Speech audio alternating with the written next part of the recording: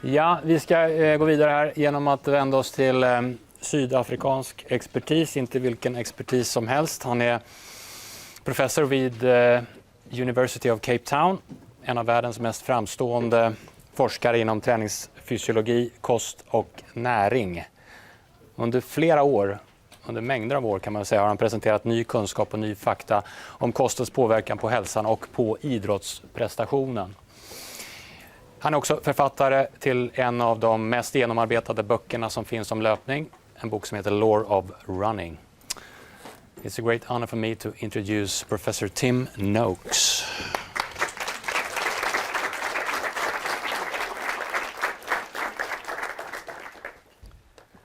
Well, thank you very much, and it's a great privilege to be here. I do appreciate the opportunity to speak to you, and I appreciate you giving up your Saturdays on a long weekend to be here. I'm going to talk first on my conversion to the low carbohydrate diet and on the health sides and why I believe that this is an important diet for health promotion.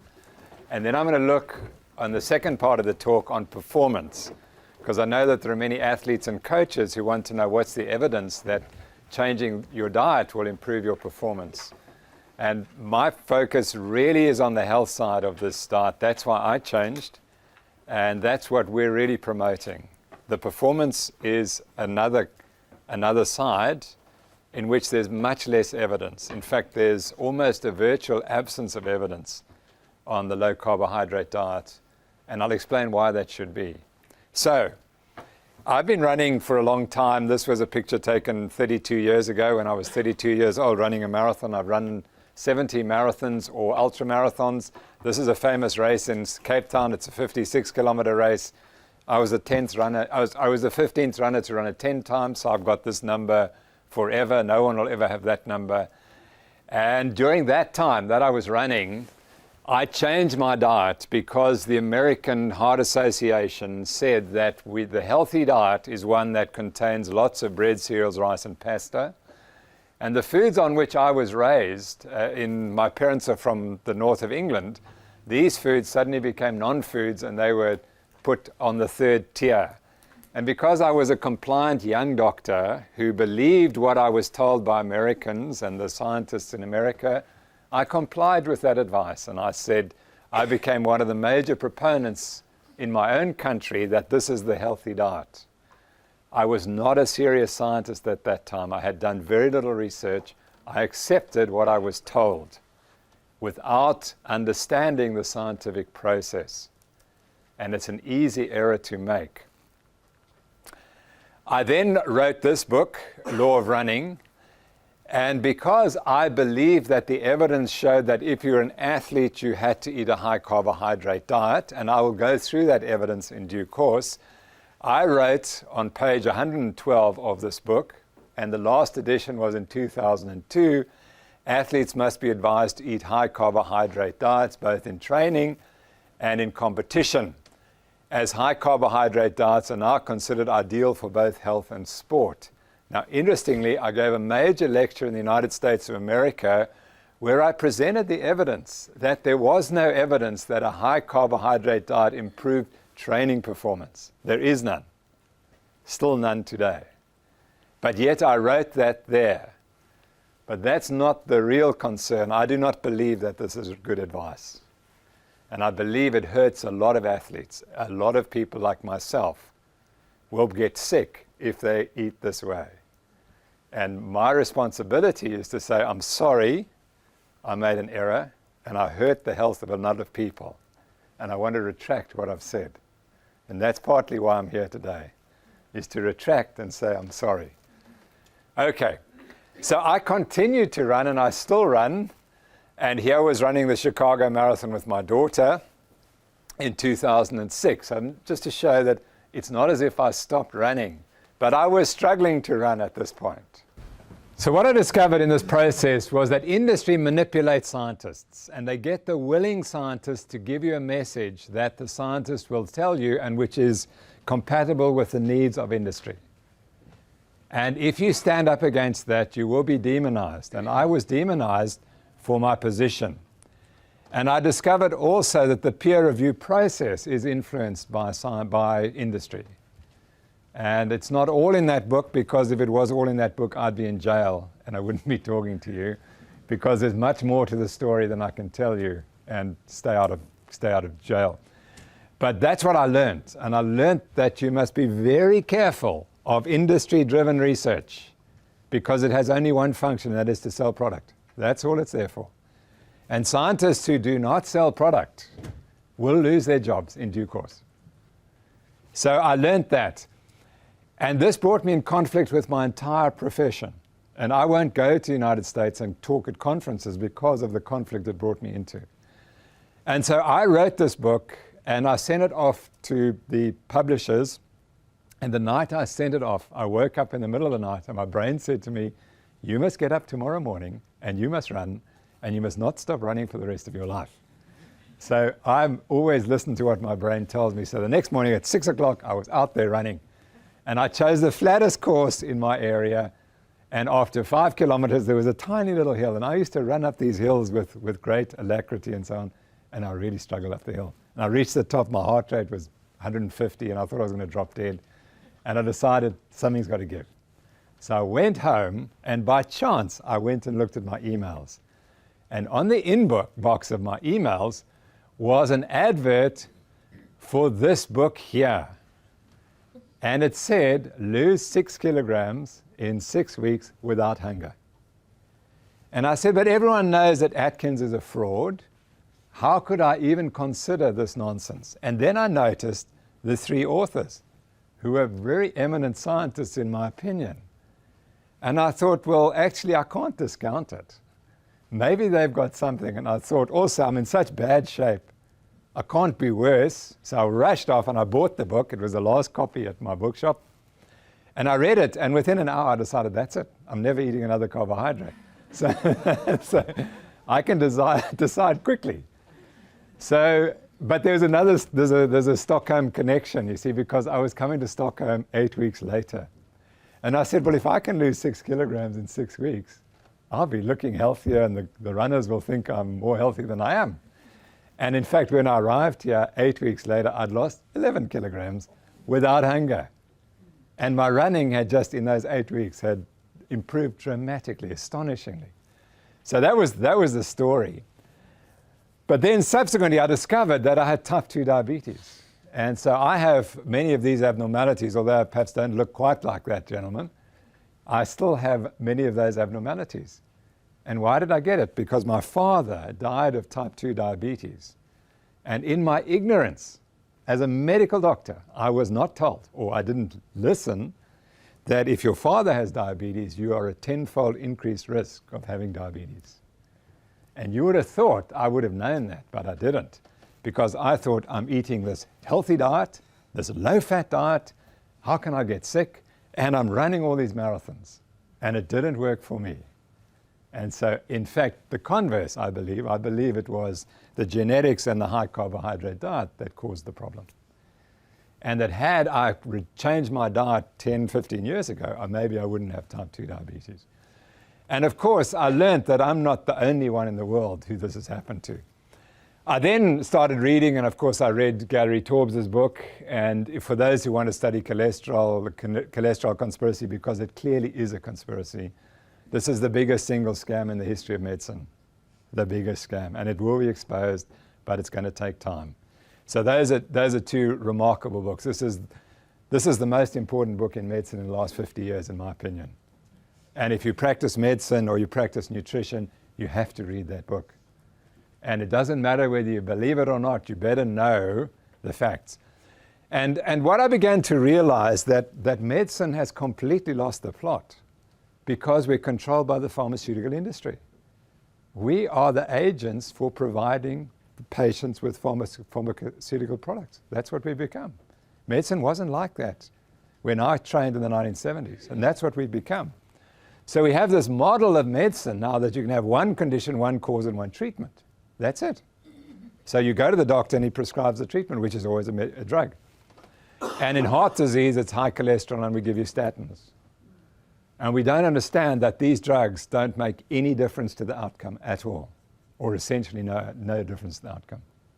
So I know you'll have heard this story at length, and I'm going to shorten it up very concisely about where did we go wrong. Well, we start going wrong because this guy, that President Eisenhower, decides to have a heart attack in 1955, and his cholesterol is actually relatively normal. In fact, he had a normal cholesterol. And as Gary Taube says, he was immediately put on a low-fat diet. His cholesterol rose more progressively. He got fatter, he got hungry, and he had 7 consecutive heart attacks and died. So as a test of the low-fat diet and heart disease, it wasn't a very convincing story. But anyway, all of a sudden, Americans thought they had a heart disease epidemic.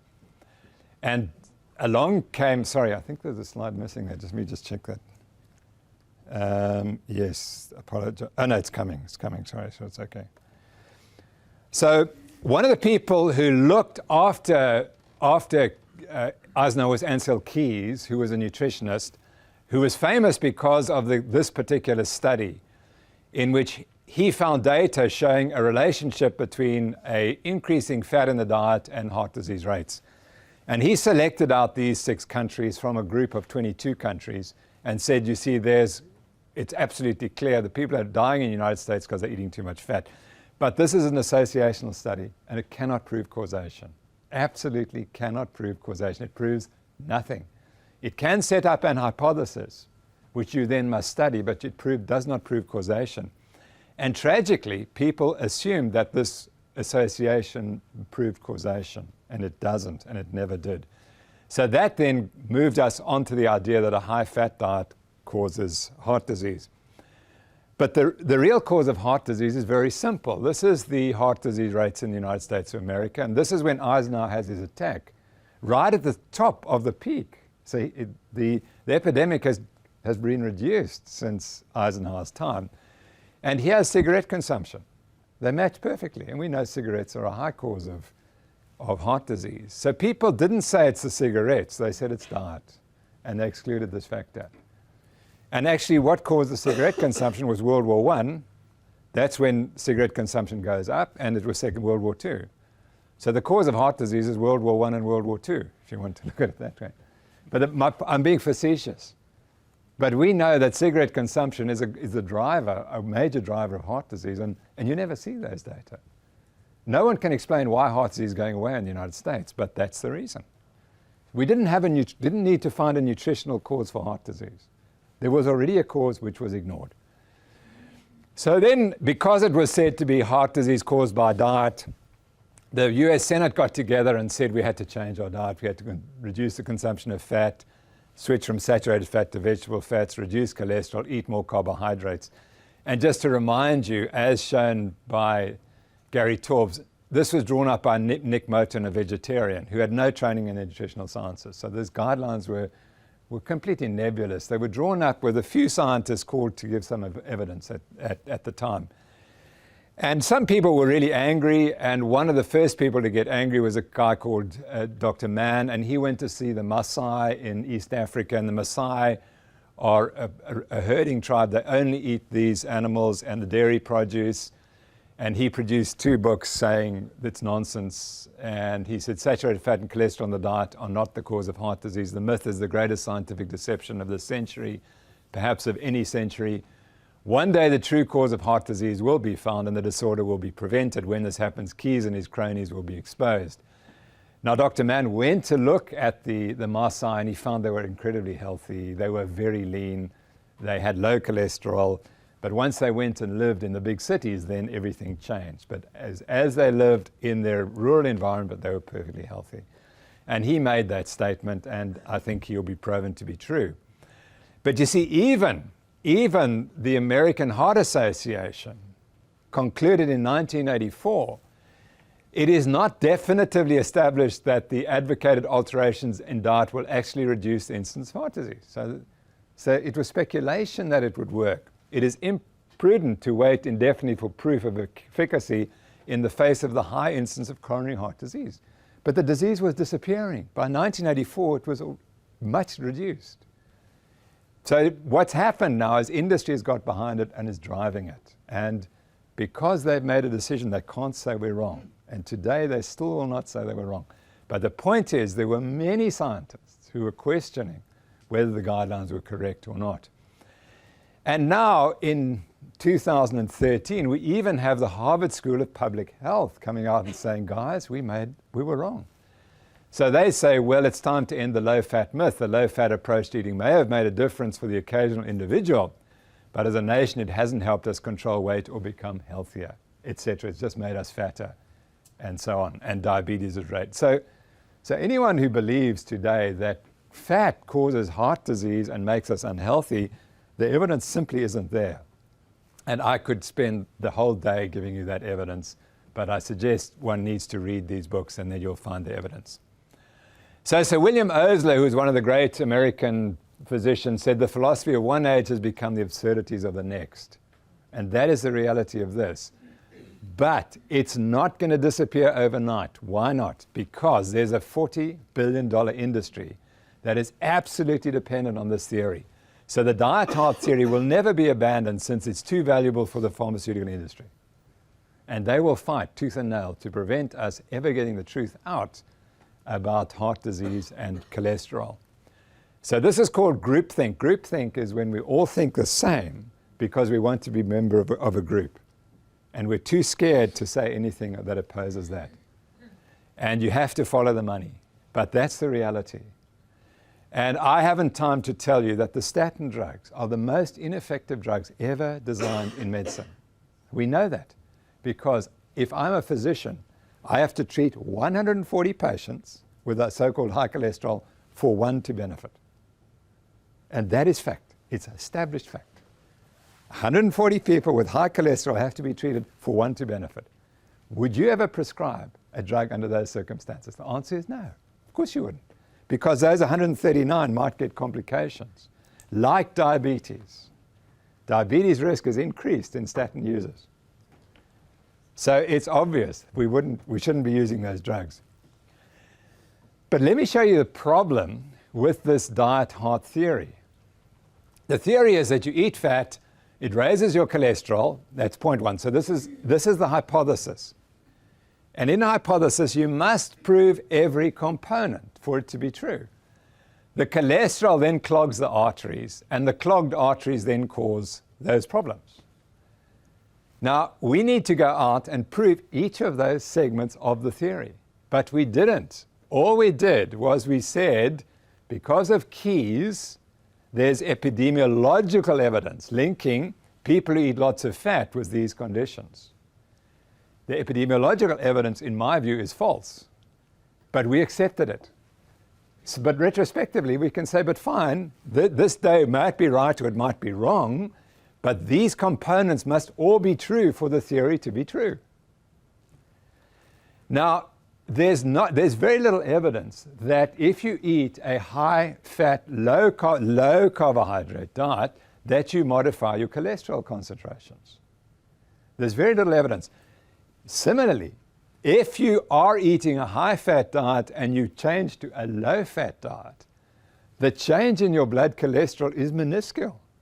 In one large study, which cost $700 million, the Women's Health Initiative, cholesterol dropped 0.2 millimoles per liter. 0.2 millimoles per liter. That is irrelevant. A change of 0.2 millimoles is not going to make any difference. So number one is dubious. Number two, our show has never been shown. Believe it or not, there is no data showing that high cholesterol causes artery clogging. None in the literature whatsoever. And then finally, a clogged artery cannot cause this to happen. It's impossible. It's impossible. That clogged artery has to rupture. The lining has to rupture and induce a blood clot, then these things happen. But without it, nothing happens. So, but let's look. I'm not going to go through all the evidence. I'm going to look at this evidence here because it's absolutely clear. So Albert Einstein said everything should be made as simple as possible, but not simpler. And the reason why you understand this model is because it's so convenient for industry. It's so simple. We don't have to think. And when you don't have to think, be careful. So the three key predictions of the model remain unproven. Now let's look at this one.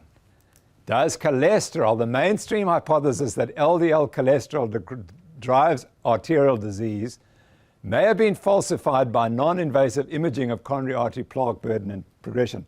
So studies where we can look at the coronary arteries and see what they look like have shown the following. The large number of null results, in other words, there was no association between the cholesterol in the blood and the level of arterial disease, no relationship between LDL cholesterol and the prevalence or progression of both calcified and non-calcified plaque in the particular vascular beds, usually the coronary arteries, involving large numbers of men and women over a wide range of age, ethnic background, plaque burden, and cholesterol levels cannot be easily dismissed. So that's the one. Then Dr. Ravenscoff, is atherosclerosis caused by high cholesterol? He looks at the same sort of evidence and concludes the more LDL there is in the blood, the more rapid the atherosclerosis develops. This 1984 statement by the Nobel Award winners Michael Brown and Joseph Goldstein, who incidentally, with the support of the US government, were crucial in making Americans lead the race to get statins to the market. They were crucial in developing statins, these two, and they get the Nobel Prize. Appears to be falsified by the fact that the degree of atherosclerosis and atherosclerotic growth were independent of the concentration or the change of LDL cholesterol in almost all studies. The role of LDL cholesterol for atherosclerosis growth has been exaggerated. Now, those are historical studies. We jump forward to a study published 2 months ago in Journal of American Medical Association, 2014, 311, etc. What they did was they looked at the coronary artery calcium volume scores. That's the amount of calcium that is in the arteries of a large number of people, and they followed them prospectively to see what happened. And they divided them into quartiles depending on how much coronary artery calcium was present. So these guys have the worst and these guys have the least. And then they predicted the hazard ratio of developing coronary heart disease, which means they have a heart attack or they develop angina or they have to have bypass surgery. And they set the normal ratio, risk is 1 in this group, which have the least coronary artery calcium volume. And they show a linear increase in risk of heart disease with increasing calcium volume score. So that if you have a score like this, your risk of heart attack is 5-fold greater, which is an enormous increase. For example, if you have an elevated cholesterol, your hazard ratio is 1.3, which is almost no different from 1. So cholesterol is a very poor predictor of future heart attack risk, but the calcium artery score is hugely valuable. Now, if the theory that cholesterol causes heart disease is true, this group must have very low cholesterols, and this group must have very high cholesterol. So we can look at the data, and this is what it shows. These guys have normal cholesterol, 200 is 5 millimoles. So this group must have worse cholesterol. Oops, it's lower. This group must, it's the same. And this group, who are at 5-fold increased risk for heart attack, have the same or lower cholesterol. So the cholesterol is utterly independent of the risk of heart attack and the degree of disease of the arteries. What they should have done, they should have plotted individual data for cholesterol versus coronary artery calcium volume. They didn't do that. Why not? Because it would have caused a furor. So they hid the data like that. And so I would ask you, if you have a normal cholesterol, what does it tell you about your coronary arteries? Absolutely nothing. Because you could have severe disease and die tomorrow, or you could have no disease and live forever. So you cannot tell. And you go to your doctor and ask them, I know what happens in South Africa, I can't speak for Sweden, but they will tell you if you have a cholesterol above 5, you're about to drop dead tomorrow. And that is ridiculous. And here's the data. Yeah. The more LDL there is in the blood, the more rapidly atherosclerosis develops. Unfortunately, these guys won the Nobel Prize. It should be taken back from them now. So you can tell your Nobel committee, please to go and do something about it. Okay, so now I'm going to introduce you to one of my great heroes, the guy who should win a Nobel Prize but won't, because he couldn't break one final problem with his thinking, and I'll come to that. Gerald Raven describes insulin resistance. And this is what the author of this article says. Gerald Raven could easily be optimized as the father of insulin resistance, in addition to emphasizing the role of insulin resistance and compensatory hyperinsulinemia, and that's terribly important. We're going to talk a lot about insulin resistance, but the key problem is people with insulin resistance secrete too much insulin, and that's key driver of the problem. In increasing the likelihood of an individual developing one or more of the listed consequences, he first pointed out the clustering of these abnormalities, initially designated as syndrome X, and only later became known as a metabolic syndrome. So he's a genius because he put together a whole bunch of information and simplified it, made it easy to understand. And what he put together was that insulin resistance drives this condition of metabolic syndrome. And for that, all he had to do was prove what could prevent the condition, and that is a low carbohydrate diet. But he was reluctant to do that for some reason. He wouldn't advise people to drop their carbohydrate intake low enough. Had he done that, my view is he should have won the Nobel Prize. But he stuck because he didn't understand that. He understood carbohydrates are a problem, but he didn't understand that if you cut the carbohydrates completely, you can negate the consequences of the metabolic syndrome. And that's the tragedy. And I suspect it's because he was from Stanford, and he might well have been ostracized if he said that. Yeah. If he said the low carbohydrate diet is what you have to do. It might have ostracized him from his colleagues, and he wasn't prepared to do that. This man who'd done this unbelievable work. But I don't want to judge him, but that's what it seems to me. So let's look at what is insulin resistance. And this is a lovely study, and it's one of the best to show that in simple terms what goes wrong. What these guys did was they searched a lot of people and found those who were the least insulin resistant and those who were the most insulin resistant according to their tests. And they were all lean young men. So if you looked at them, you would not know who was sick and who was not sick. And they then tested them, and what they did was they gave them 2 carbohydrate meals, one at 10 a.m. and one at 2:30 p.m., and they measured their glucose response, and it's essentially the same. So if you just looked at glucose, you'd say, well, there's no difference. But cleverly, they measured insulin, and notice here, the insulin-resistant group have to secrete much more insulin to keep their glucose down like this. And that is phase 1 of insulin resistance, is you over-secrete insulin.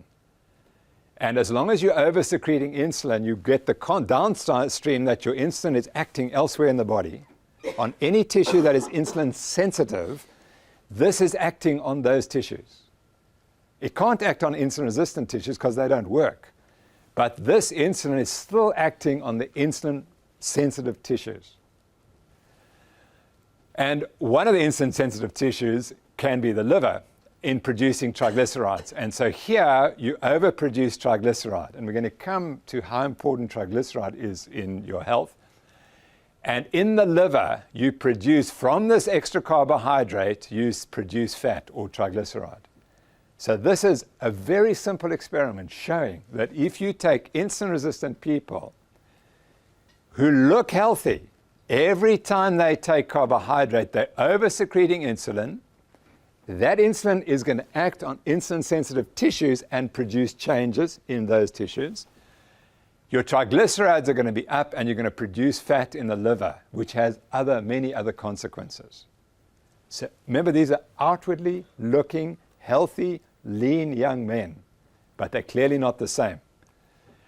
And so the metabolism of every human is not identical, and those with carbohydrate or insulin resistance will develop a fatty liver when exposed to a high carbohydrate diet. That's one of the first things that will happen. So where Dr. Raven really helped us is he showed that when we see a patient, what we're missing is what's hidden underneath, as in this diagram. So when we see patients with these conditions, they're all the same disease. They are not separate diseases. That's what he showed. But yet, I'm sure in Sweden, as in South Africa, we treat each of these conditions separately because we don't understand what's causing them. And what's causing them is insulin resistance. And that's why he was a genius to show it. So if you have insulin resistance, you're either carbohydrate tolerant or you're intolerant.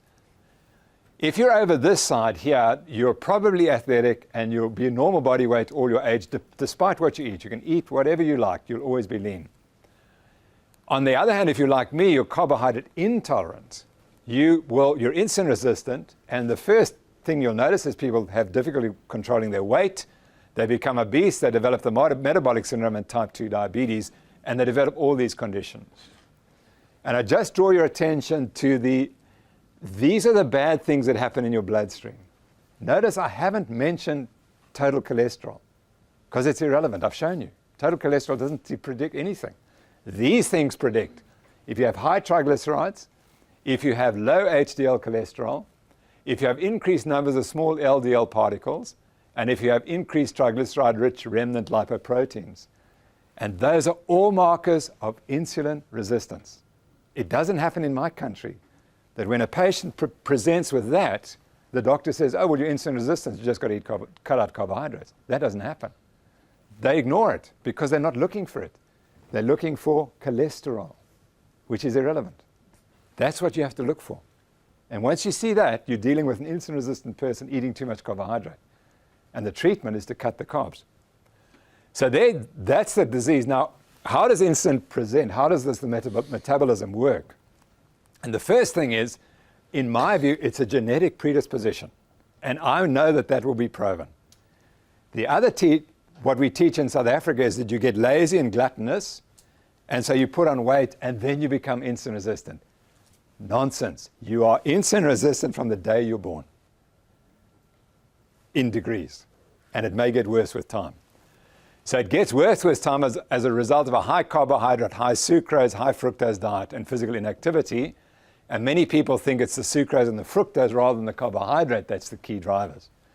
And they may well be true, but the reality is it's got something to do with carbohydrates and genetics. And the key abnormality is increased rates of glucose production by the liver. And that is because the liver doesn't bind insulin correctly.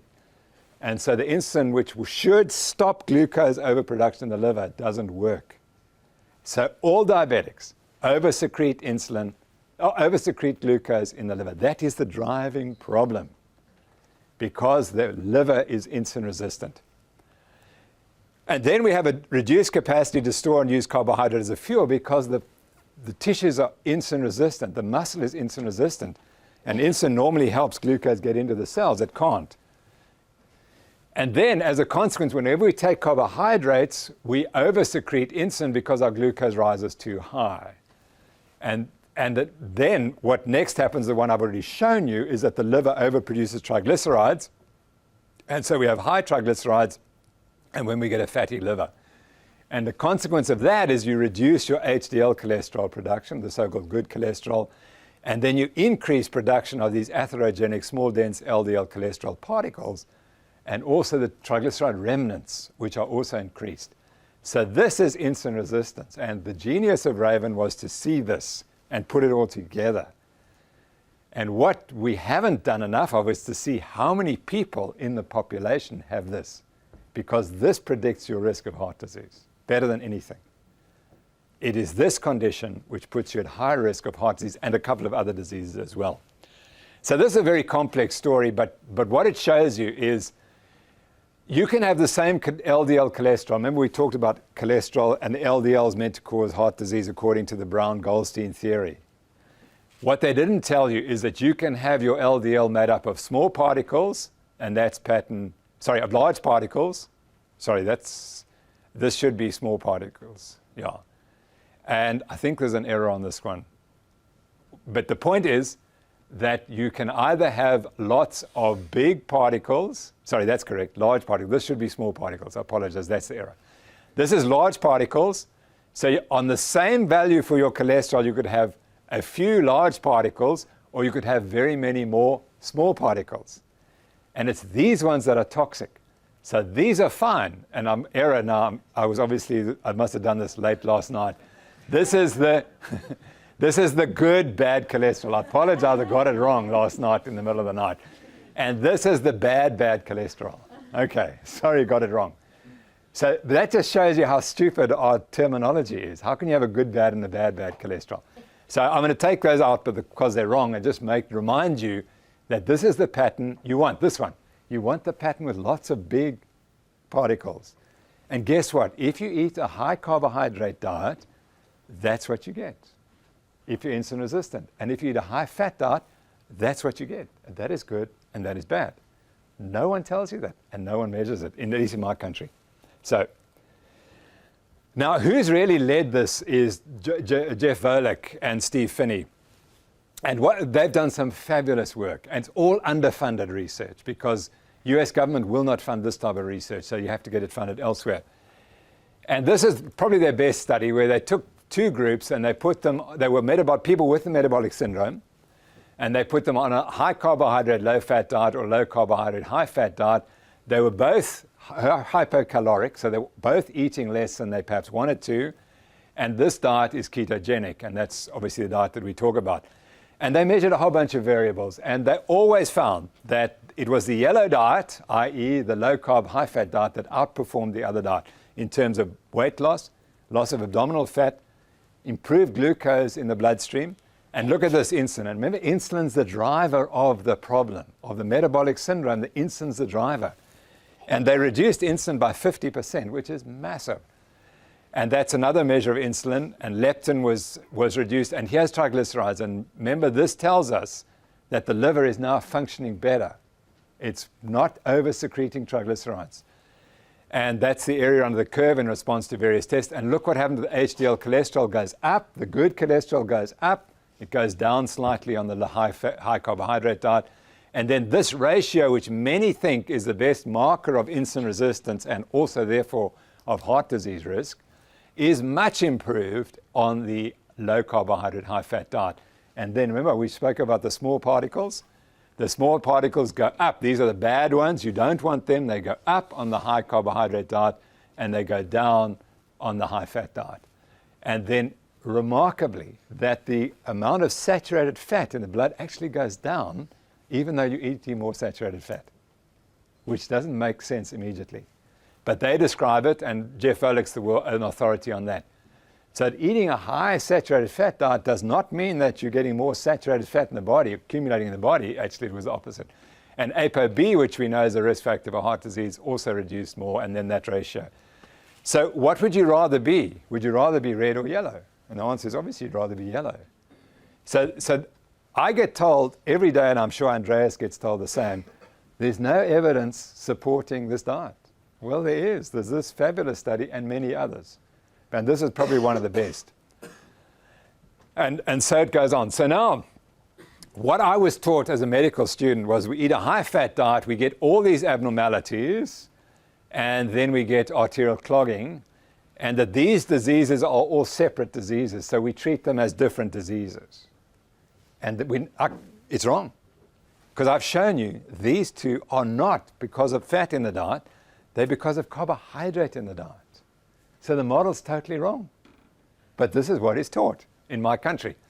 And I would rather call it hypoglycemic, hyperinsulinemic, inflammatory dyslipidemia. In other words, the dyslipidemia, that's too much cholesterol or whatever, it's got an inflammation component and glucose. And so a high carbohydrate fructose diet causes these abnormalities, all of them. And if you're eating a diet which is low in fish and high in vegetable oils, that's what happens. But it's one cause, and there's one treatment for all the diseases, as Dr. Raven shows. And that's the model that all the evidence proves this, but we don't teach it because it conflicts with the diet heart theory, which is funded by industry. So how can you get this model? Because the treatment is simple. It's not prescription of drugs. It's taking carbohydrate out of the diet. That's it. And unfortunately, no one's going to sell us that. There's no money to be made out of that. So that's the problem. My conclusion, since it's the only intervention that addresses all risk factors, the single most important intervention in the management of coronary heart disease and diabetes and the metabolic syndrome, I might add, is to reduce the amount of carbohydrate in the diet. And in my view, that's proven. It's all there in the literature. And we need to start teaching it.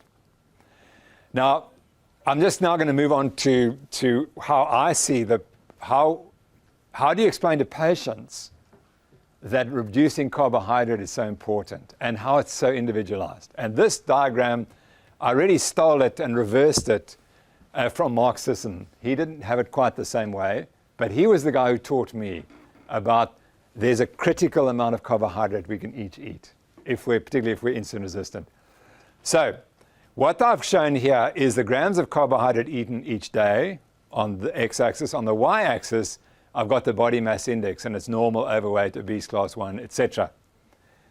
What this suggests that it's the carbohydrate in the diet that drives the body mass index, not calories. So, of course, that's not true. Of course, calories has to drive it. But my opinion is that it's the grams of carbohydrate that drive how many calories you eat. So if you're eating more grams of carbohydrate, you will be eating more calories. But understand there is a jump, an intellectual jump from here to here, which I can't explain because no one has scientifically proven it yet. And the graph I'm showing you has not been proven scientifically, but clinically it works when we tell patients this. So if you're a Kenyan marathon runner who eats 75% of carbohydrate a day, you will stay lean because you're extremely carbohydrate tolerant. So it doesn't matter whether you eat no carbohydrates or 500 grams a day, no problem, you'll stay lean. My opinion is, again, it's my opinion, that this is what happens. As you become increasingly insulin resistant, eating the same amount of carbohydrate will put you in another category of weight. So here, if you're mildly insulin resistant and you choose to eat 500 grams of carbohydrate per day, you're now going to have a body mass index of 26, which would still be acceptable, but you might not like it. Or if you're more insulin resistant, you might have a body mass index of 30 and you might be classified as obese. Or so on here, you might be obese class 2. And then if it becomes even worse, and if you're morbidly insulin resistant, then we'll see that sort of response. Now, the point of the slide is that that it depends how insulin resistant you are as to how much carbohydrate you can eat and stay lean. And if you are mildly insulin resistant, you will still be lean eating 250 grams a day. But if you're markedly insulin resistant, you will not be lean eating 250 grams a day. And if you're morbidly insulin resistant, the only way you can get your body mass index into the normal range is by eating less than 50 grams a day. And what we find with patients is that there's a turn point, a very rapid turn point. And so for this group, if they increase their carbohydrate intake 50 grams, it makes a massive difference into what their body mass index is and how much weight they can lose. And the point about 50 grams of carbohydrate is that is 1 apple and 1 banana, and that's it. And so I say to patients, and I don't have any scientific evidence that this is the case, that if you're eating 1 banana and 1 apple a day, you're not going to lose weight if you're markedly insulin resistant. And people don't understand that we're dealing with small numbers here. So what I've learned and what I'm trying to show in this graph is that for each of us, there is a certain amount of carbohydrate that you can eat. And you have to find out what it is. And one measure is your body mass index, but I believe that there are all these other risk factors that should be taken into account as well. I would also like to suggest that no athlete need ever consume more than 200 grams carbohydrate per day. I don't care what you're doing. Because once you start eating more than that per day, most of the carbohydrate excess will be burnt whilst you're at rest. That's the key. So if you're eating 400 grams of carbohydrate, I can assure you that you'll burn 100 grams during exercise and 300 grams during the rest of the day. So why do you bother to eat the extra 300 grams? And we're currently researching that very question. You only need a certain amount of carbohydrate to optimize your performance. You do not need, as we used to say, 500 grams a day. You do not have to compete with your muscles full of glycogen to optimize performance. You need a certain amount of carbohydrate, and that's it, and no extra. So And I know that many of the elite athletes, including guys in the Tour de France, are cutting their carbohydrates down because they don't want to put on extra weight. And so they're cutting down to, whereas they used to be eating 800 grams a day, they're now much closer down to 200 or 300. Okay. So I just want to finish up on diabetes, because if you're treating people with diabetes, this is what I was taught at medical school, is that the problem in diabetes is that the muscles will not take up glucose. And that's why your blood glucose rises. And that cannot be true, because this is a homeostatically regulated system through the brain and through the pancreas probably. And if you simply reduce glucose uptake, all that happens is the liver will reduce its glucose production and the system will stay in balance. And therefore, if you have a high glucose, it's because the liver is overproducing glucose. That's it. So any patient you're dealing with, if they have a high glucose, it's because the liver is overproducing glucose. That's it. It's not because the muscle is taking too little glucose up. And so we've got all the evidence. You see, if I increase my glucose carbohydrate consumption, I can increase the glucose uptake in the muscle, and that's going to be good. Nonsense. Because the more carbohydrate you eat, the more the liver will produce glucose. So these guys show that the problem in diabetes is that this glucose production by the liver from both glycogen breakdown, glycogenolysis, and production from gluconeogenesis is accelerated. And that is the problem in diabetes. It is not what's happening out here. Of course, that will help a little bit, but this is the problem. And you do not want to make it worse by increasing the glycogen stores in the liver by feeding more carbohydrate. That's the key message on that. And finally, so why does the patient with type 2 diabetes require yet more glucose? When they've got a liver that is pouring out glucose already, they do not need glucose. And fortunately, the American Diabetes Association has finally admitted they were wrong. But they can't say we were wrong, so they say it indirectly. They say, evidence suggests that there's not an ideal percentage of calories from carbohydrates, protein, and fat for all people with diabetes. That's nonsense. We know what the ideal diet is. It's a high-fat diet. But at least they're saying you don't have to prescribe a high-carbohydrate diet for diabetics. You can give a high-fat diet. So that is the same as saying we were wrong, let's change. Therefore, macronutrient distribution should be based on individual assessment of current eating patterns, preferences, and metabolic goals. So they have admitted they were wrong, and we can now do what we like with diabetic patients. And just to remind you that this is what's happened in the rates of diabetes in America since the introduction of these high carbohydrate diets. It's been appalling.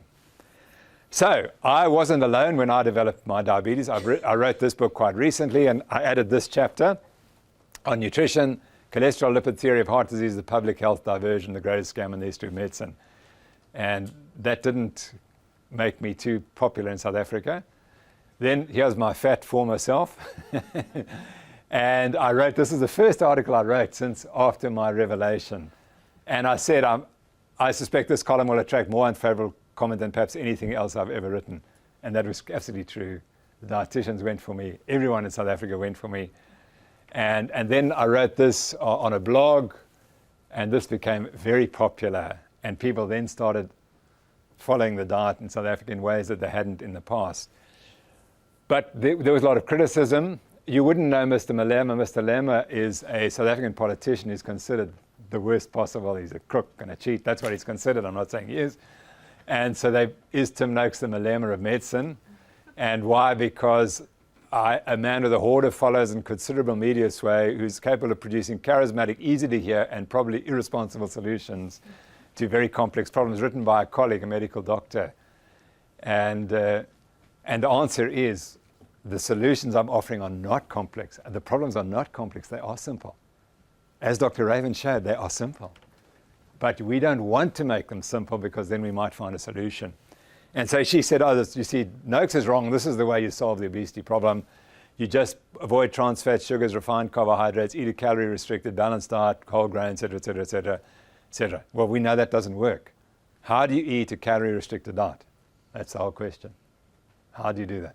But it's kind of simple and it sounds great and everyone's happy because it's what everyone says, but it's hopeless. Then these two guys came and see me in July last year. They said, we want to write a book. We'll provide the recipes. They provided 100 recipes. She's a nutritionist, and they said, would I provide some of the science? So we put a book together in 6 weeks, and it has been remarkable. It's been the best-selling book in South Africa for the last 10 weeks, #1 seller, outselling everything else, all other books. And the ebook is the biggest seller in the history of South African publish, and it's really doing well. And literally, the low-carb diet has become the topic of discussion in South Africa. It's overtaken sport. It's overtaken politics. It is the discussion point. And so the book is doing extremely well. It really has changed South Africans' attitudes dramatically. Now, as part of all of this, people started writing to me. And so I decided just to look at what they said. And I mean, like Andreas, I'm sure he receives far more letters than I do every day. But after a time, I looked at my first 172 communications where people had said something happened to them. And I just filed it. And I went back and looked. And 16 claimed they were cured of medical conditions. And of that, 14 said they were cured of type 2 diabetes, which we know is an incurable disease. So that was quite interesting, and some high blood pressure. And notice this, 32, these spontaneously said it. I didn't ask them, they just said, my exercise performance has improved. And 127 reported their weight outcomes. Now you can guess, what 127 people, the average weight loss in a clinical trial is 2 kilograms. It's 2 kilograms. So if they lose more than 250 kilograms, they're doing pretty well. Well, they lost 1,900 kilograms. And the average weight loss was 16 and 15, which is really interesting because there's now a clinical trial out a few weeks ago showing that if you can get people to sustain this diet, the average weight loss is 19 kilograms. Whereas people on a low-fat diet who sustain it for a year lose 5 kilograms. So this is spontaneous. And why does it work? Because these people are motivated to stick with the diet. Because it's not easy to stay with this diet, but they're motivated because they had health benefits. And so, I mean, we've all seen these classic cases, but these are my classic cases. And they mean a lot to me because this guy weighed 163 kilograms in July 2012. He comes home one day and his doctor says, listen, you're going to be dead by tomorrow morning unless you do something. And you've got to go to hospital. So he says, no, I'm going home and I'm going to go on the internet. And he finds my so-called diet. And he says, I'm going to do the diet. And 7 months later, that's what he looks like. And he said, you saved my life. You gave me 25 years extra. And this is his weight loss, which is astonishing. In 28 weeks, he goes from 163 to 78 kilograms. And so and of course it's an anecdote, but what do anecdotes tell you? They show you what's possible. That's the key. They show you what's possible. He is intrinsically motivated to be successful. Today, he's as lean. In fact, he's lost another 2 kilograms. His only problem, he says, I've got so much extra skin that I want to cut it off. But it costs a lot of money to have it cut off, and he can't afford to have it cut off. So he's the one guy. This is a medical doctor in Cape Town, and that's what she looked like. She actually followed this diet before I was even involved. But, these are miraculous. And she said, I was addicted to Coca-Cola and pasta. That's all I ate. And I'll come back to that. Here's this guy who is a foodie, and this is what he looks like today. And what he taught me about was sugar addiction. He said, I had a sugar addiction. And once I treated the sugar addiction, I was fine. And to understand sugar addiction, you must read this book and how industry has made us addicted to sugar. And Michael Moss, a fabulous writer. And what's really interesting, he phoned me a few months ago, and he said, could I have a copy of Waterlogged? And I'm hoping he's doing an expose on the sports drink industry, but I don't know. He didn't tell me why he wanted a copy. Okay. And then he describes one meeting where all these guys get together to discuss what's the cause of obesity in America. And they all agree it's them. It's industry. Don't talk to me about nutrition, because we're saying we must change our nutrition. We must cut out the addictive nature of these foods. And these guys said, no, talk to me about taste, and this stuff tastes better. Don't run around trying to sell stuff that doesn't taste good. That's the industry response. In other words, we have a problem, but we're not going to solve it. We want to sell more product. And Michael Mudd, who was a former CEO of one of those companies, said this is what the problem is. Confronted with this, the executives who run these companies like to say they don't create demand, they try only to satisfy demand. We're just giving people what they want. We're not putting a gun to their heads, the refrain goes. Nothing could be further from the truth. Over the years, relentless efforts were made to increase the number of eating occasions people indulged in the amount that they consumed at each. So this is the cause of obesity epidemic. It's the processed food industry, and they know it. But governments have to take them on, and probably governments aren't prepared to do that. And these are the 10 companies that control the processed food industry. That's all. Those companies. Yeah. Okay, here's one of my favorites. This is a colleague, a medical doctor, who has all these conditions. That is the metabolic syndrome, syndrome X, and it's worse. And he was so sick. At the age of 57, he goes to his wife and says, I'm going to be dead in 5 years' time. You better make alternate arrangements for the rest of your life. He reads about the Noakes diet. He decides he's insulin resistant. And of course, he's tried everything. He's a medical doctor. He's tried every diet. He said, I was always hungry. It never worked. That's what he looks like today. He's off all medication. Here he was fully medicated. Here he's off all medication. His HbA1c, which is, is a measure of his glucose tolerance, is 4.7. That is, 5 is fantastic. It's 4.7. It used to be 6.8. He takes no medication. He is cured of diabetes. And he's cured of these conditions. And he's now teaching the low-carb eating. So, people are fed by the food industry, which pays no attention to health, and are treated by the health industry, which pays no attention to food. and then this is now we're kind of getting into the health performance story. This guy was the top runner at his school. So he was a really good half miler and miler. By the age of 37, he's not looking so great, but still people would say, he doesn't look too bad. I'm sure if you go to the Stockholm Marathon, a lot of people look like him, and we think it's healthy. Because he's running, he looks healthy. This is in the Two Oceans Marathon, and he's still got 20 kilometers to go, and he's in the survival shuffle. He's barely moving. And he's still got another 3 hours of running ahead of him, or 4 hours of running. And he's been eating this healthy diet for 37 years. He finishes in 7,000th position 2 minutes before the cutoff. So he just makes it across, and you can see he looks terrible. And we have a discussion, and he says, I must eat carbohydrates because carbohydrates give me go, you see. So I said, no, Simon, why don't you humor me? Why don't you go on a high-fat diet and see what happens? So he says, well, it's not going to work, but I might as well just try it to see what happens.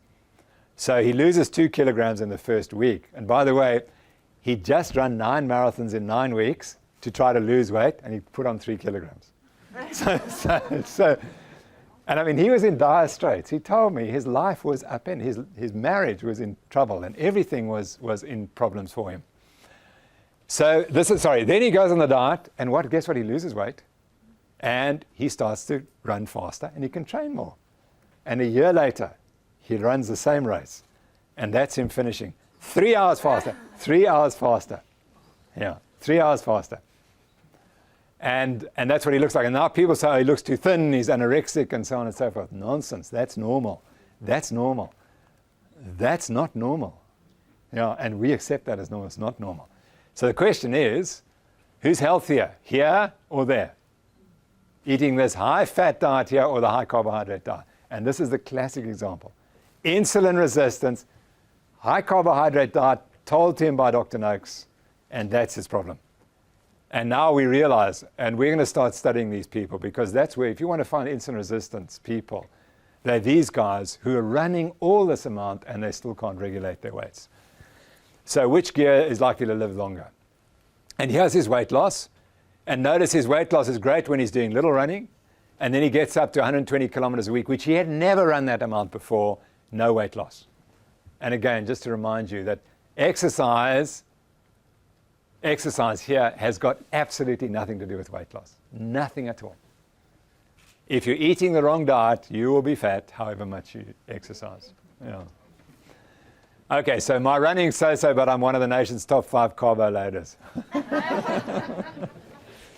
And I'm glad to say, for the first time in history, the Comrades Marathon, which is our big 90-kilometer race or 56-mile race in South Africa, which is run on June the 16th, for the first time, they're having a pasta and protein loading diet. So you can go and load before the race at dinner, and you can either eat protein or you can eat pasta. I think it's probably the first place in the world where that is offered. And then this is a lady, she sent me these pictures, and I'm a man, so I don't know what she's actually saying at this point. Maybe the women would understand what she's saying, but this is what she looks like today. Now, those are two different people with two different trajectories in life. Two different trajectories. Now, the tragedy is she didn't ever have to get in that condition because she's been insulin resistant from childhood. And if she'd been told not to eat carbohydrates, that's what she would have looked like all her life. And that might have produced a different outcome. So the high carb diet I put you on 20 years ago gave you diabetes, high blood pressure, and heart disease. Oops. And that's it. And I'm accountable for that. So what I said so far is that current dietary guidelines based on lipophobia is the fear of fat, are not evidence-based and are harmful. There is no evidence that a low-fat diet is healthy for you. There's none. Adoption of these guidelines, which said we must eat low-fat diets, caused the global epidemic of obesity and diabetes after 1980. And no one will take responsibility for that. No one. But I didn't show you the incidence, how it's increased. But it's been remarkable. This can be explained, in my view, by exposing those with insulin resistance to inappropriate high carbohydrate intakes. It's not the whole story, because some obese people are not insulin resistant. I understand that. But insulin resistance seems to make it easier. But you can be obese without insulin resistance, and that's another thing that we need to look at and understand. But the majority of people who are obese will be insulin resistant. And what I can tell you, the future, we will take sugar out of the diets. That's going to happen next. But the next thing after that is grains, because grains are a major cause of problems. And I haven't had time to address that today. But I can assure you, you wouldn't want to be eating bread and wheat, because gliadin in wheat causes an enormous array of problems. And the genetically modified cereals, soy and corn, will be shown to cause problems in the future. And that is a new area that's going to come about, which we can't address. And I think one of the reasons why this diet works so well, the low-carb diet, is you cut out grains. And as soon as you cut out grains, you get reduced inflammation in the gut seals up, and you stop importing all these proteins, toxic proteins, and you feel better immediately. So I think the reason why people feel so much better on this diet is because they cut the cereals and grains. Not the carbohydrate effect, it's cereals and grain effect. Okay, so I've actually gone a little bit longer than I expected on the first part of this talk. So I don't know, we'll have to decide what to do, because maybe we can just have a few questions, and then we can talk to the organizers if they want me to carry on the next topic, or whether we're going to stop. But let's have a few questions, and then the organizers can think what they want to do. If you have any questions. I need a break for a second or two anyway. Sure. If you don't want to lose weight, if you're an athlete, a hard-working athlete, training every day, extremely hard, can it, at some point, the low-carb diet, could it be dangerous or not as good as some people think? Yeah, I'm going to partly address that in the next talk, but the feedback I've had is that there are some athletes who benefit enormously from it, as I've shown you, and there are some who benefit perhaps less, and they struggle when they cut the carbs to very low levels. So if they try to get to 50 grams, they want to be ketogenic, and they cut to 50 grams and their performance goes terrible. And they then increase it back to 150, 100 grams, and they do much better. And so that I think is more general. That's why I say if you want to cut really low, try it. If it doesn't work, just increase the carbohydrate. But don't go above 200 grams a day, because in my view, you won't benefit. If you might as well just eat 600 grams as to eat 200 grams. And some people find that limited carbohydrate loading and limited carbohydrate ingestion during exercise improves their performance. Yeah. So I do think there's a group who can adapt completely and burn just fat during exercise, and they don't need any carbohydrates. But there's another group who can't. They don't adapt fully, and they do continue to eat some carbohydrate, but not as much as they did in the past. So if you lose too much weight, you just have to increase the carbohydrate intake again. Ja. And so increase your weight. Har vi Any några other frågor från publiken här? Där uppe. Jag ska ta den här. Mikrofonen.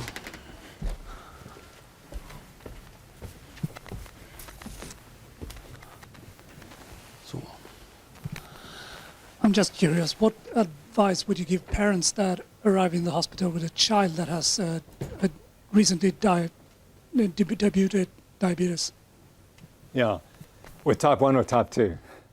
Well, usually if they arrive with a ketoacidosis, you don't really know. Yeah. That's the primary. Okay. Yeah, I think the evidence, in my view, is that both forms of diabetes improve dramatically on low carbohydrate diets, and that you can reduce your insulin requirements if you're insulin requiring type 1 diabetic. I just can't see why you need to take carbohydrate if you're diabetic. Yeah. So that's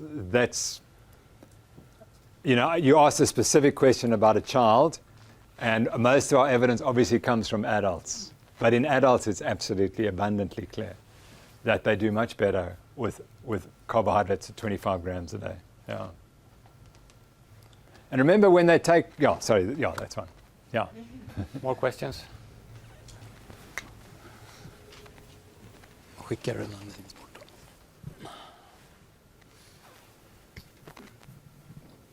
Hi. I'm just curious what happens in the body, let's say, of this example with the guy that lost 7 kilos in a week from going on to this high-fat diet. What actually happens? Like, because to me, it seems pretty strange that you can lose 7 kilos, still be eating, and I guess if you're 150 kilos, you're not running all this much to get rid of the I don't know, 49,000 calories that you have to burn to get there. I understand that. And that's anomalous. We can't explain that. And all I know is he measured himself every day, every week on Tuesday evenings, he measured himself. I agree. It's completely anomalous. I have no idea.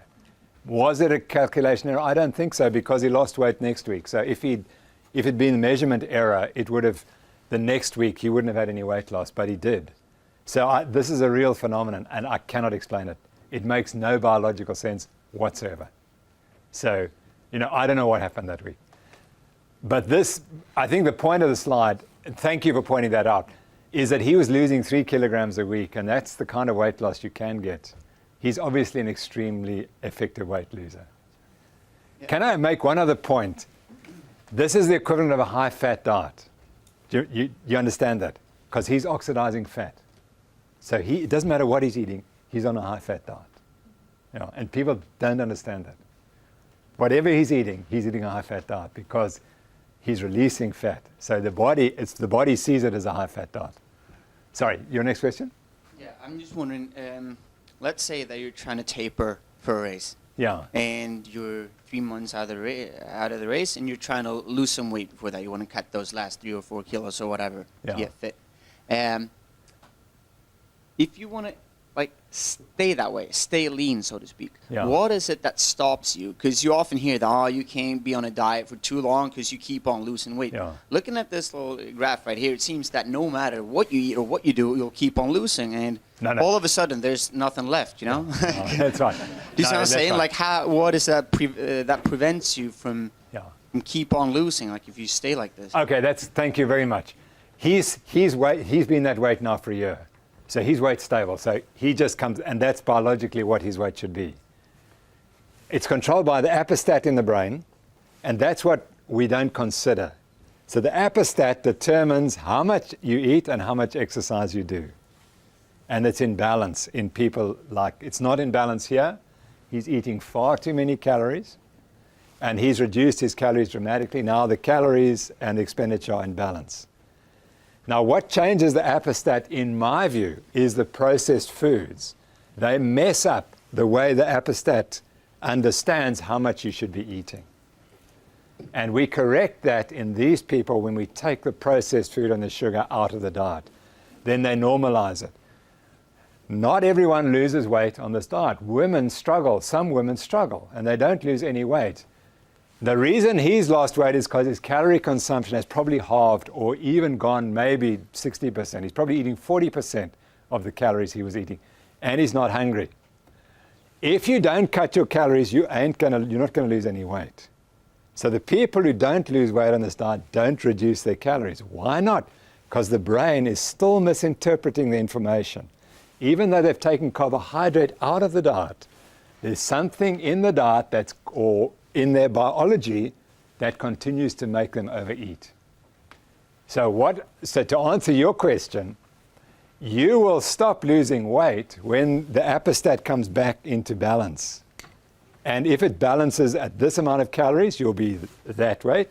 If it balances at that amount of calories, you'll be 80 kilograms. If it balances at that, you'll be 90 kilograms. And we have absolutely no idea what determines where you're going to stop. Yeah. I also think there is conscious override. Now, he knows he doesn't want to be this weight because he's going to die. He knows he will not eat carbohydrates, he will not eat sugar, and that's restrained eating. And I think that is a conscious choice, and he might well program himself to eat less calories than he actually might have wanted to. In other words, you inhibit your appetite to some extent. Yeah. So I think that from my own experience, it is very easy on this diet to eat more calories if you wanted to. But I think there's a little bit of restrained eating as well, because we see this response and we want to stay like that. And if you don't restrain your eating a little bit, maybe you won't get the same benefit. So to answer your question, the biology is very complex, but it's a brain thing, and most of it is probably subconscious feedback, but some of it is conscious override. Yeah. And so the weight you balance in at will be partly due to feedback and partly due to your personal choice of how many calories you're going to eat each day. So what you're saying is that somehow, basically, the body starts some sort of process which makes you lose 7 kilos without working to lose the 7 Yeah. kilos. Yeah, absolutely. He may well have not eaten that week. I mean, I don't know. Yeah. Yeah. Right, do we have any further questions? Fler frågor? No, här. Varsågod. I was just wondering how you know what level of insulin resistance you are. That's a great question, yeah. What Jeff Volek said is you just check your response to carbohydrates. And if you cut the carbohydrates, nothing happens, then you probably weren't insulin resistant. I mean, that's a simple explanation. What I think the general message to the general public should be that you need to know what your HbA1c, your glycated hemoglobin value is. And that tells you what your average glucose is during the day. You can have an HbA1c and still be insulin resistant, but it may show only later. But generally, if your HbA1c is below 5.5, you're reasonably healthy. If it's below 5, you're fantastic. But if it's below 5.5, you're probably fine. You then go and come back 2 years later or 3 years later, and you measure it again. And if it's now rising, you know that you're getting more insulin resistant and you're in trouble, because once it gets to 6, you better be careful that you're not getting diabetes. I think diabetes is a completely preventable disease, absolutely preventable. If we knew everyone's HbA1c at the age of 5, 10, 15, 20, and we just monitor, and as soon as it goes up, you just cut the carbs. Yeah. So that's the best measure. It's not ideal because the HbA1c, when it goes up, already you're pretty insulin resistant and you've eaten carbohydrates for a long time. But I think you can reverse the problem. As long as you get it before the HbA1c gets up to 5.8, 5.9. Yeah.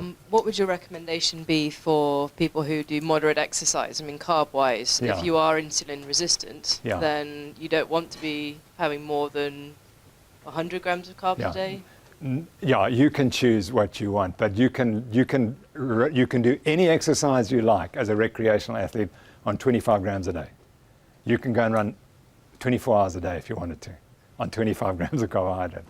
The only people where there's a question is elite athletes competing in explosive sports. That's the only group where we don't think fat can completely sort out all their metabolic needs. Yeah.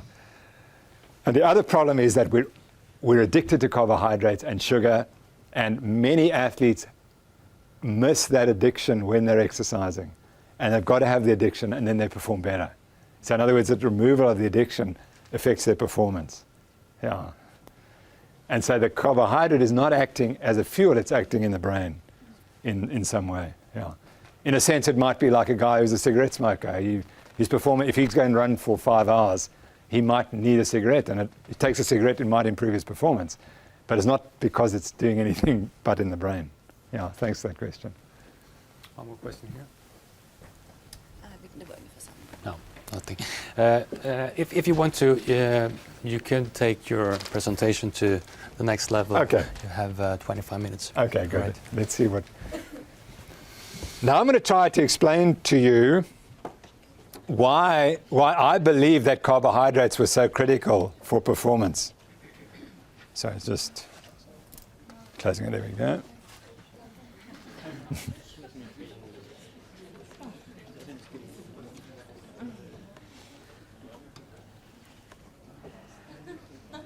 Okay, I'm going to go through this a bit quickly. By the way, you're welcome to have all the slides. Anyone who wants the slides, you may welcome to have them. I'll leave them with the organizers because I'll go a bit fast here and there's a lot of context, a lot of material, but they all lead to a theme. So I'm just developing a theme. Okay, so we said this. I said, why should we have high carbohydrate diet? And the Swedes are all the cause. You're all accountable. Your scientists are the problem. You caused us to believe in high carbohydrate diets, as I will show you. Here's a study in 1924 of people running the Boston Marathon. And this was their blood glucose before and after the race. And the next year they were told to eat more carbohydrates. Their blood glucose went up and their performances went down. So they ran faster. So this is the first study suggesting carbohydrates might help performance. Then there were these famous scientists, and they had this dog called Joe. And Joe could run for about 4 hours when he drank water. And when he was given carbohydrates, he went for 17 hours. So you can imagine the scientists, gee, look, the Boston Marathon and Joe. And then David Dill, Joe was his dog. And he said the ingestion of a heavy carbohydrate meal a few hours before the marathon, the supply of glucose before and during the race are logical. So these are the icons of the discipline telling us carbohydrates are good. And here's another lady saying, when long-distance runners have run to exhaustion, the level of blood sugar is found to be abnormally low. Eating of sugar early during the race was encouraged. New world records would be achieved. So that was the feeling in the 1930s. And then Edwards, who I've shown you, was the first study I could find where they actually looked at people exercising for a long time. And what they showed that the blood glucose fell a bit, the respiratory quotient changes. Now this tells us when you're burning up here, you're burning carbohydrate, and we're down here, it's burning fat. So this is one of the first studies perhaps showing that if you exercise long enough, you burn more and more fat. And it's kind of something we rather forgot. And here the carbohydrate use goes down and the cumulative use is going up, but it's not going up as much as it did. So what this shows is that humans tend to burn more fat the longer you exercise. And that, I'm sure you all know that, but that's the kind of principle. Here we go. This is the Scandinavians, the Swedes giving us trouble. Here were two guys, Christensen and Hansen, in the Scandinavian Archives of Physiology. They put a group of people on a low carbohydrate and a high carbohydrate diet, and guess what happens? On the low carbohydrate, they burn lots of fat, but they stop exercising after 60 minutes. Their blood glucose is down, whereas when they had a high carbohydrate diet, they went on all day. So if you saw that data, what would you conclude? You wouldn't want to take a high-fat diet. You would want to eat lots of carbohydrate. And then they went even further in this famous paper. They took people to exhaustion when their glucose was falling, and then they gave them lots of glucose. These are two separate athletes.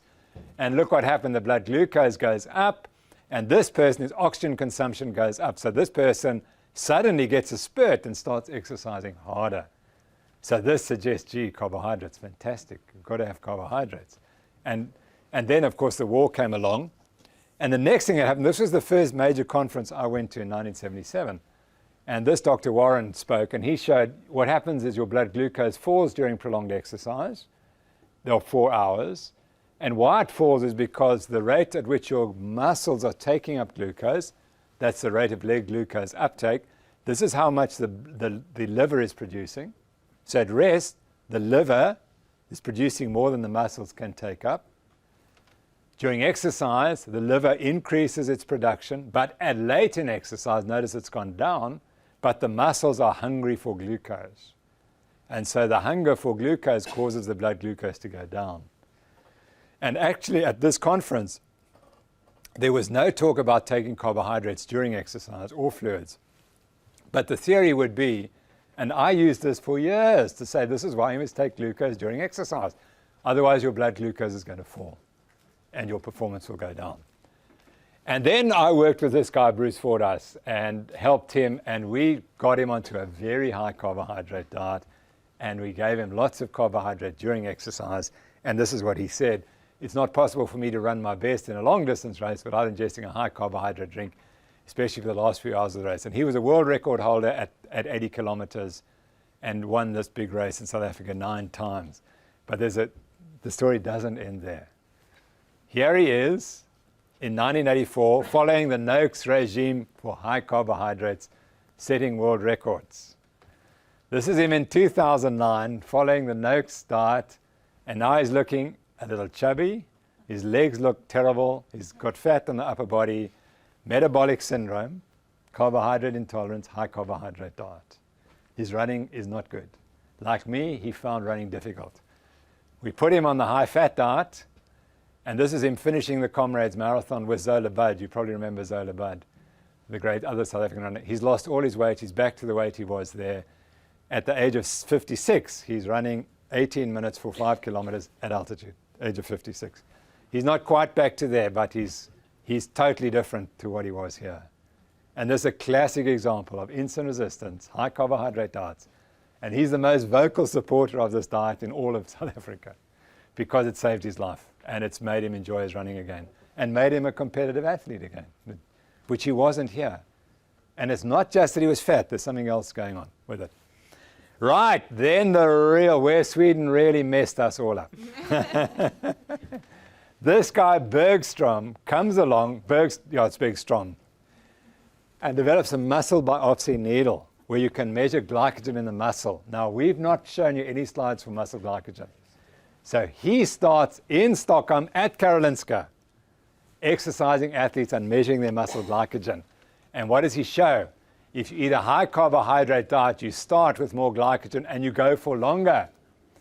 Whereas if you start with mixed carbohydrates, you go for shorter. And if you have a high fat diet, you can only exercise for a short time. So what would you conclude when you saw those data? You better eat lots of carbohydrate. And then he plots it. This is your endurance time, and this is your starting glycogen.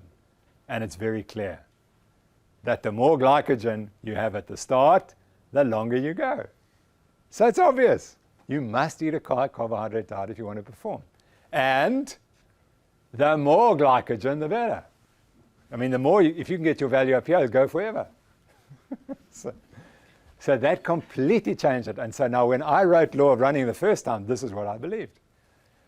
And then, so David Costel, who was one of my great doyens, said depletion of endogenous carbohydrate stores has been shown to be a limiting factor in the ability to perform long-term exercise. And so the theory became that when you ran out of glycogen, you stopped. So therefore, the more you had to start with, the better you would do. But this is actually not true, because you can't prove that. To prove this, you must replace all the glycogen and see what happens, or replace glycogen, and no one can do that. And then, this is now 1987, this is a 20-year review, because this is the muscle biopsy techniques introduced in 1967. We get the glycogen theory. When muscle glycogen runs out, the muscle fails from lack of ATP production. However plausible and attractive this theory, it's unproven. But what is clear is that glycogen-depleted muscle ATP is being used up faster than it can be manufactured, and so force output is diminished. And that's garbage. That can't be true. Because if you are using ATP more rapidly than it's being produced, the muscle goes into rigor. That's what happens when you die. When you die, your muscles go into rigor, and you can't bend them because they've not got any ATP. And I've never seen anyone with rigor in a marathon race. So this is garbage. But yet, we accept it as true. So this is the theory, you see. The theory is that you're running and you need so much ATP to keep the muscle relaxing and contracting. And when you start, you can use energy from ATP, but as that muscle glycogen runs out, you eventually reach a point where there's no energy coming from glycogen. Your fat oxidation reaches a maximum, and then you must develop this ATP deficit. But if there's an ATP deficit, the muscle goes into rigor, and that doesn't happen. So the model doesn't work.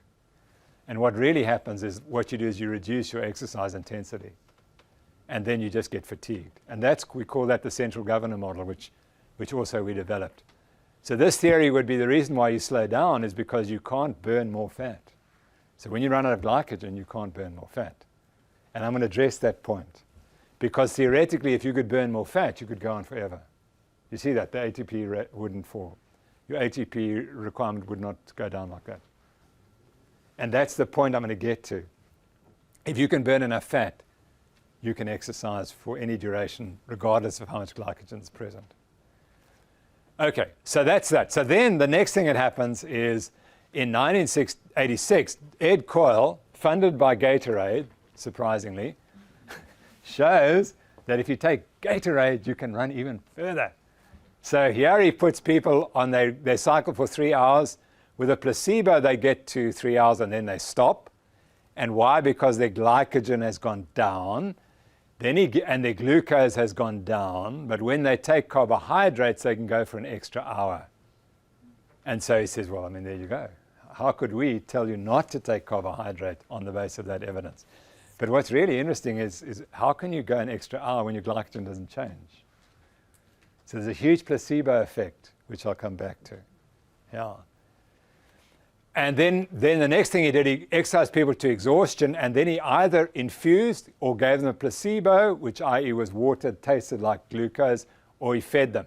And you can see that they then were allowed to exercise a bit longer, and if you infuse glucose, they could go for 45 minutes longer, whereas with a placebo, they stopped after about 10 minutes. So that showed again that carbohydrates are pretty crucial to performance. And then another Swede comes along and says, okay, if we do a high-fat diet, you do a carbohydrate diet or a high-fat diet for 7 weeks or carbohydrate for 8 weeks, etc. Let's look at what happens to performance. On the carbohydrate for 7 weeks, performance 102 minutes. Fat for 7 weeks, performance 65 minutes. Carbohydrates 104 minutes, fat 77 minutes. High-fat diet just destroys your performance. So how could we prescribe a high-fat diet on the basis of that evidence? So anyway, we started doing our own research, and we compared people who were carbohydrate loaded with no carbohydrate loading. And this is what we find, that if you start carbohydrate loaded, you start with more glycogen and you go for longer, and here people have exhausted. These people had run out of glycogen supposedly. So when you look at these data, you would say, my gosh, carbohydrate loading is fantastic. Gives you much more glycogen, and that's going to go on forever, because these guys are only going to get tired over here and they're going to stop exercising. So again, the evidence looks clear that you need to carbohydrate load. And then we just showed how much glycogen you burned. And here's after 120 minutes. If you carbohydrate loaded, you're still burning lots of glycogen. Whereas if you didn't carbohydrate load, you're burning much less glycogen. And we know that glycogen is what you should be burning. So you're obviously going to do better if you're carbohydrate loaded. So that's what we taught. And so then we produce these lovely graphs. This is when you're non-loaded, you burn more fat. Notice, at the end of exercise, you burn 43%. Here, only 27%. So carbohydrate loading inhibits fat metabolism and maximizes carbohydrate metabolism, which we said is good, because when you're burning carbohydrates, you will perform better than when you're not using carbohydrates. So it still fits the model of carbohydrates being beneficial. And if you took in carbohydrates, your blood glucose would fall less. Your glucose would stay up compared to if you were not carbohydrate loaded. So again, carbohydrate loading wins by a long way. And so it went on. I don't think we need that one. And then we did a trial where we had a group of guys cycle, and they had to do high-intensity exercise, a few bouts of high-intensity exercise, and then prolonged periods of low-intensity exercise for 120 minutes. And so they went from, they were normally exercising at 244 watts, but they had to increase to 376 watts occasionally. And then they did a time trial. They had to go a certain distance, and this was the distance they could cover in 1 hour. When they were carbohydrate loaded, they did much better than when they were not carbohydrate loaded. So again, Carbohydrate loading is the way to go. And we won't worry about that one. But during that period, we did one study of a 100-kilometer cycling trial in which we controlled for the placebo effect. In other words, the people didn't know what they were doing. On the placebo, they got food that they thought was high carbohydrate, but it wasn't. And then there was no difference. There was no difference in performance. And so this trial stands alone as being the only placebo-controlled trial ever done of carbohydrate loading. And when the people didn't know, they didn't perform any better. And that's terribly important to understand. So the next thing we did was we said, well, what about all this glucose? If you ingest water, that's what you burn. If we give you carbohydrate, we can actually measure how much carbohydrate comes from the outside, the exogenous carbohydrate. And we started looking, can we make you exercise better because we give you more exogenous carbohydrate? And so what we do, we give the carbohydrate and it goes into the stomach, it goes into the intestine, it's absorbed, it comes to the liver releases it, and then it's burned in the muscles. And through various techniques, we can measure exactly how much of the carbohydrate present there is used by the body. And what we found was that if we had people ingest more than 1 gram per minute, the excess was stored in the liver and only 1 gram per minute went to the blood. And we worked out that the maximum rate you can burn glucose from the drink is 1 gram per minute. And so these solutions all gave 1 gram per minute as the maximum rate. Now, Gatorade and Dr. Yukendrop have shown that if you take glucose and sucrose, I think it was sucrose, you can actually increase this a bit to 1.5 grams per minute. And so Gatorade have gone the route that actually you can increase your glucose intake even more if you use particular solutions. And the Gatorade Sports Science Institute advises you take 100 grams every hour when you're exercising. 100 grams an hour.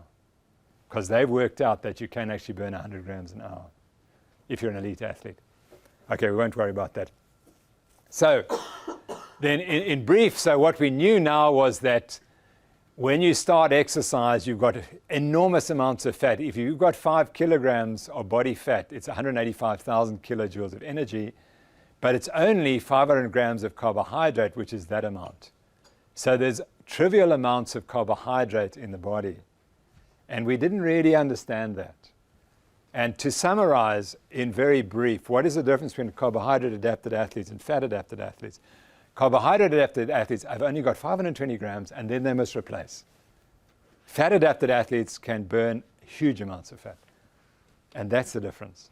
If you're fat-adapted, you can go forever if you just burn this. If you're carbohydrate-adapted, you're stuck with that amount, and as much as you can take by mouth. And that's why Gatorade says you've got to replace 100 or more grams an hour, because you've got nothing else. Okay, so we won't worry about that. So, and then during that time, we also did some studies of people exercising for 6 hours, and again, notice that they oxidize more fat. So we're beginning to realize that you can burn a lot of fat during exercise if you don't take any carbohydrates and you're not carbohydrate loaded. Then this lady came along in 1983, and she asked me for my advice on what she should do during exercise. And she went away convinced that I'd said you must fat load and you must only take fat during exercise. And she is the most famous triathlete of all time. She is called the triathlete of the millennium. She won the Hawaiian Ironman 8 times and won 28 Ironman triathlons globally. And she says you can't train for the Ironman on pasta and salads. And that hides the fact that she was a high-fat eater. And when she raced, she ate oils, nuts, and meat during exercise, not carbohydrates. And so in 1982, she tells me that I told her that. Well, I don't think I told her that, but anyway, that's the impression she got. And then Mark Allen, who was the other great athlete, said, I don't do well on a high carbohydrate diet. It seems like it was too low in protein. I personally need a little more fat. And so I didn't really tell people how I ate because it was so contrary to what was popular in the 80s. I think he still hides the amount of fat that he took in his diet. He used the 40-30-30 diet. That's my ideal diet. I think he ate more fat and more protein and less carbohydrate than he acknowledges. Notice he was scared to say it. I went to Hawaii and actually met him in 1998. And the reason was Gatorade weren't funding that race that year, so I was allowed to go. Every time when Gatorade were funding it, they wouldn't invite me as a speaker. They weren't funding that one year. And so I got invited. And this is the talk I gave. And I said why the Ironman triathlon is impossible. Well, of course it's possible, but biologically it's impossible. And the reason is we'd done some analyses so we did a trial where we had guys cycle for 180 minutes at 40 kilometers per hour, which is what you have to do in the Ironman triathlon. And we worked out that they burn 700 grams of carbohydrate. But you've only got 520 grams in the body, so where's the extra come from? So there was a paradox. So in other words, what we showed here was that if you did the cycling leg of the Ironman, you would deplete your glycogen completely in your muscles. So you would start the run leg with no glycogen. So how could you finish it? So then we made some calculations so that if you wanted to run a 3.5-hour marathon at the end of the Ironman, you'd have to have an oxygen consumption of 42 ml per kilogram per minute and produce 58 kilojoules of energy per minute. Now, to produce 58 kilojoules of energy, you have to burn 0.76 grams of fat per minute. And we had measured those values in athletes who were fat adapted. So we said, yes, that's doable. You can do that. So you could run a 3:30 marathon on the basis of the biological understanding. But now what happens if you want to break a 3 hours? Then you've got to burn fat at 0.91 grams per minute. And that seemed a lot to us, but still possibly doable. But for Mark Allen to run a 240 as he had, he'd have to burn fat at 1.15 grams per minute. And we didn't think that was possible. Or if it was unexpected. So our conclusion then was that, and this is what I wrote in those years, if the metabolic model of fatigue is correct, the difference between running the final marathon in 2 hours 40 minutes versus 3 hours 30 may simply be a 51% greater capacity to burn fat. And the value we came to was 1.2 grams per minute. So if you could burn 1.2 grams per minute, you could do the Ironman in 2 hours 40. And guess what? Jeff Volek has recently, in the last year, shown that fully fat-adapted elite ultramarathon runners can oxidize fat at 1.2 grams per minute. It's like it was, and this is 10 years later, and at 1.7 grams per minute during maximum exercise test. So now we know that humans can do it. And so that what must have been Mark Allen's success, was that he could burn that fat at 1.2 grams per minute. So the calculation's remarkable how you can make a very simple calculation, and years later it can be shown to be probably correct. So at the same time in the 1990s, we started looking what happens when you adapt to high-fat diets. And we showed that within a few days, within 10 days, you can increase your fat oxidation. Look here, and these athletes who are not elite, they went from 0.6 to 0.9, which was quite good. And at the end of exercise, it was almost close to 1. So that suggested that some athletes might well be able to burn at 1.2 grams per minute. And then as they burnt more fat, they burnt less carbohydrate. So by 15 days, notice they're burning much less fat and they're burning much less glycogen. This is the glycogen. They're burning, instead of burning all that glycogen when they started, after 15 days adaptation, they're only burning that much fat, that much glycogen. So they're adapting by burning more fat, less glycogen. And Julia Goodicke showed that it was because some of these enzymes which take fat into the mitochondria, where they get turned into ATP, some of those enzymes are activated. So even in 15 days, the mitochondria are adapting to the high-fat diet to allow you to burn more fat. And interestingly, she showed this already in 1999, that on a high-fat diet, you become more insulin resistant. So that here the glucose tolerance test is impaired. After in fact, after 5 days, it's impaired. After 10 days, it's impaired. And then people will tell you, oh, it's bad, this diet's bad because you're becoming more insulin resistant. But there must be a mechanism for that. But what was really interesting, and this perhaps is a point that I can emphasize now, was that at rest, people could be divided into carbohydrate burners and fat burners here and carbohydrate burners. So the people down here are burning fat at rest, and these people are burning carbohydrates at rest. And so we're not all the same. This is a group of athletes who she just randomly selected. And some are fat burners and some are carbohydrate burners. And she noticed that the curve changes with exercise. All it does is move slightly to the right because you burn more carbohydrate. but the curve stays the same. In other words, the fat burners here are still more fat burners there, or here. And the carbohydrate burners here are the carbohydrate burners there and the carbohydrate burners there, which is really interesting. So we're all different, and some of us burn fat and some burn carbohydrate. And during exercise, it shifts. And so then we had low people who are burning lots of fat, and people are burning lots of carbohydrate. And you would expect them to respond differently to different diets. And we're the only people who've actually looked at that question, as I'll show you. And then she looked at what factors explained why you burnt more fat at rest, and these were some of the variables. But her conclusion was that only 20% of the variance could be explained. We have no idea what the other 80% of the variance is. And during exercise, it's even more difficult. So we have no idea what explains why some people are fat burners and some people are carbohydrate burners at rest and during exercise. And the next thing we noticed was that if you have a raised insulin concentration, so the value's up here, the amount of fat you will burn is reduced, and the amount of fat you release from fat cells is reduced. And there's a point somewhere here where suddenly you can release fat and you can oxidize fat. And these are quite low values. So what this tells us is that insulin prevents fat oxidation. So if you're going to exercise with an insulin concentration above 20, you wouldn't expect to burn fat. So you've got to get your insulin down. And the way we tested for that, instead of giving people carbohydrate before exercise, we gave them MCTs. And what we showed then, if we gave them those MCTs before exercise, they burned much more fat during exercise than when they ate a normal diet or water.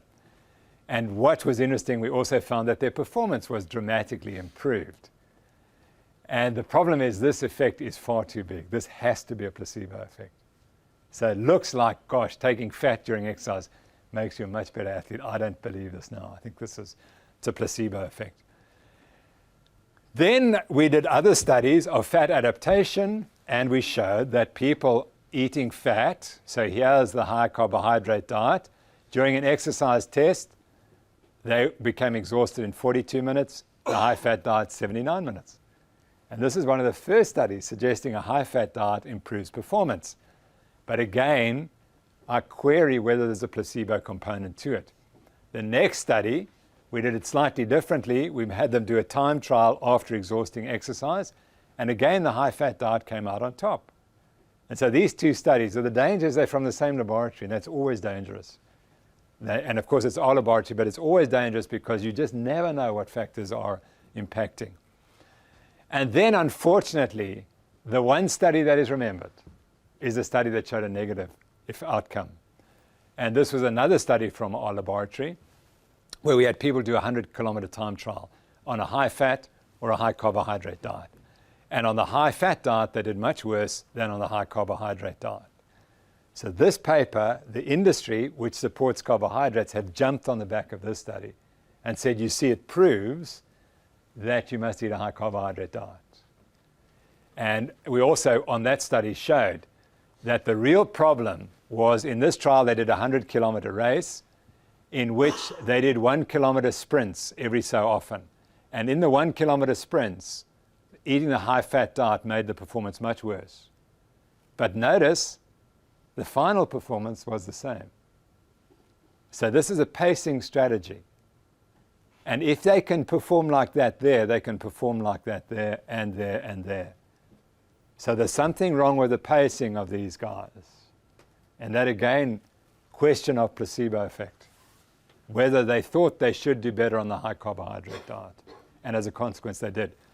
When they did 4K time trials in this part, they were all the same. But this is the study that is remembered as proving that a high-fat diet impairs performance. And then the same lady did another study, and that was never reported. And it sits in her PhD thesis because it was really interesting. And this is the key. This is the type of study you need to do. Because she studied a 200-kilometer time trial. No one's ever dared do that. In a laboratory, having people cycle 6 to 8 hours in a laboratory, in an experiment. But that's what you have to do. And what she found was that Performance during the first 100K was equal on both diets. But in the hill climb, which came after 100Ks, the low-carb diet did better than when they ate the high-carbohydrate diet. Particularly in people who burnt a lot of fat at rest. And that's the key question. What happens if you're a high-fat burner and you exercise on a high-fat diet? And athletes with a low resting energy expenditure, a respiratory quotient, with a low respiratory quotient, i.e. they're fat burners, they improve performance when they ate the low carbohydrate, high fat diet. People who were carbohydrate burners improved their performance on the high carbohydrate diet, but the conclusions were limited by subject numbers. But this is the key study. You have to get the exercise to be prolonged, and you have to study people who are fat burners or carbohydrate burners and see what the diets do. And that's missing. And that's what you really need to do. Now, Jeff Volek has written this book. If you want to know more about low carbohydrate performance, this is probably the best book to look at. And we've written an article together recently. So I summarized of the 11 studies of the effects of a low carbohydrate diet on acute exercise performance. There have only been 11 in the entire literature. 3 have shown a significant positive effect. 2 came from our laboratory, and I doubt that they're both right. Another one came from a Swiss laboratory and showed a big effect. 4, a non-significant effect favoring the low carbohydrate group. 2 showed no effect, and 2 showed a clearly negative outcome, including the one I showed you. So that's the sum total of the evidence. And there must be real concerns about the placebo effect, however, because you can't hide the fact that you're on a high fat or high carbohydrate diet. So we don't know whether this is all due to placebo or not. And I don't know how you answer that question. So you could read it either way. You could say, oh, well, you see, there's quite a lot of evidence that it might work. Or you could say, well, there's no evidence that they work. And you could have your choice. And I would say we simply don't have the data to make any conclusion. And each athlete becomes their own experiment. That's all we can do at the moment. But finally, this is in an editorial we wrote recently, but there are no studies of the effects of low carbohydrate diets on the ease of weight control in athletes. Weight control. So if the sport's important, weight control is important. A high-fat diet may be better. Or their capacity to train and their ability to recover. And there's good evidence that ketone bodies probably make you recover faster for various reasons. On the immune function and injury risk, on their hand-eye coordination and the capacity to concentrate in sports like golf and cricket, to know but a few obvious questions. So those are all the questions that are being raised. And we can't extrapolate from studies of endurance athletes as to what they do with all these other sports. And we've got some examples now of athletes involved in activities lasting the whole day, where their concentration improves dramatically as a consequence of changing diet. And that may be important consideration. So to summarize, we do not know whether high carbohydrate or high fat diets maximize performance in the individual. And the only thing we can say is that if you're burning a lot of fat at rest, you probably will benefit by eating a high fat diet. If you're burning a lot of carbohydrate at rest, you probably will benefit more from a high carbohydrate diet. If you're insulin resistant, in my view, you'll probably benefit from a high fat diet. And that's all we know today. We just don't have the data. But as I've indicated, many athletes are trying these diets. And I suspect that many more athletes are on them than acknowledge it. And that athletes involved in very prolonged exercise do really benefit. And they're not prepared to let us know yet because they see it as an advantage to them. Okay, so I'm sorry that took some time, but I hope you got the message that there's still a lot of research to be done. Thank you very much for your attention.